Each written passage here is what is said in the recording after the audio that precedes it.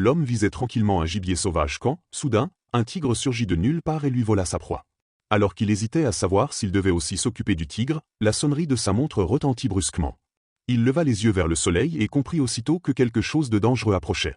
Sans perdre une seconde, il rentra chez lui avec son chien et verrouilla solidement la porte du conteneur. Car à la nuit tombée, les rues se remplissent de toutes sortes de zombies affamés. Et pour Robert, donner un bain à son chien est sans doute le moment le plus heureux de sa journée. Mais à peine ce moment de bonheur commencé que l'alarme se mit à sonner de nouveau.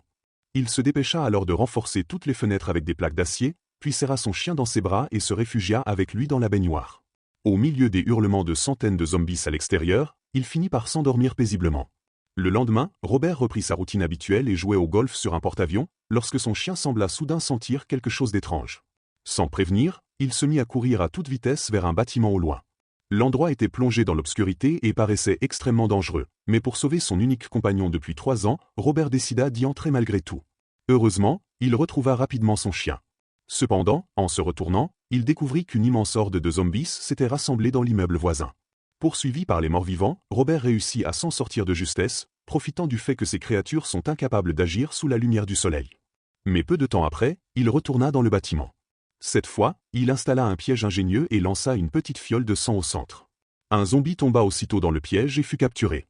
À cet instant précis, un autre zombie apparut soudain, mais ne put que rugir de rage, totalement impuissant.